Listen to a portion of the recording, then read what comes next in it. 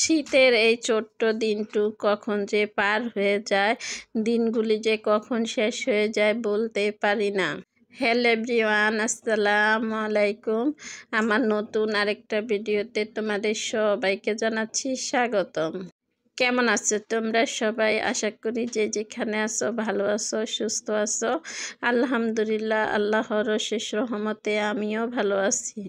প্রতিদিনের মতোই চলে আসলাম আজকে আমি আরেকটা ভিডিও নিয়ে। আশা করি আমার সাথে থাকবা।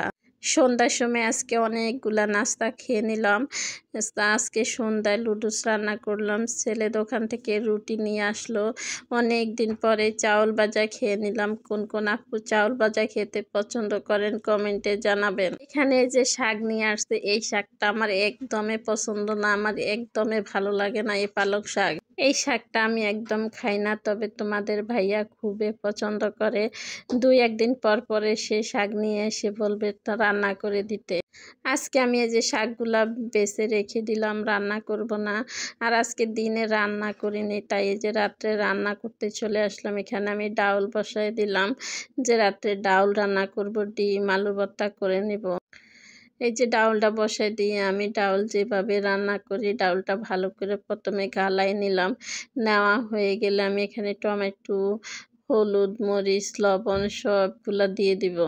এই পর্যন্ত আমার যে আপু ভাইয়ারা আমার সাথে এসেছো, প্লিজ একটা লাইক দিয়ে দিবা। তোমাদের একটা লাইক, একটা কমেন্টে আমাকে সামনে এগিয়ে যেতে সাহায্য করে। যদি আমার ভিডিওগুলো ভালো লাগে তাহলে আমার চ্যানেলটা সাবস্ক্রাইব করে আমার পাশে থাকবা। যারা এই কাজটা করে দিয়েছো তাদের সবাইকে জানাচ্ছি অসংখ্য অসংখ্য ধন্যবাদ।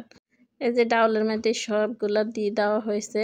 এবার ডাউল টমেটোটা গলে আসলে ডাউলটা বাগার দিয়ে নামাই নিব।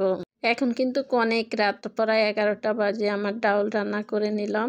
আর এই যে শুকনা মরিচ তাওয়ার মধ্যে দিতে দিতে মরিচগুলো আমার পুড়ে গেল, কেন তেলটা অনেক গরম হয়ে গেছে। মরিচগুলো নামাই নিলাম। এবার আমি আলুর ভর্তা করে নিব। আর এখানে আমি 3টা ডিম একসাথে ভেঙে দিয়ে দিলাম। আমি খুবই তাড়াতাড়ি করে ভেজে নিব, রাত অনেক হয়ে গেছে। 2 ছেলে মেয়েকে খেতে দিয়ে দিব।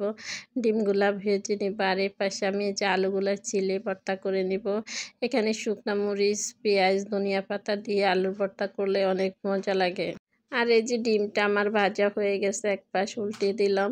এভাবে ডিম ভেজে ধনিয়া পাতা দিয়ে ডিম ভাজা, আলুর ভর্তা, ডাউল ভাত খেতে ভালোই লাগে, খারাপ লাগে না। দিনে আজকে আমি রান্না করিনি, আমার কাছে একদমই ভালো লাগে না, সারাদিন শুয়ে বসে কাটাই দিলাম। আর এই যে এখন রাত 11টা বাজে রান্না করতে আসলাম।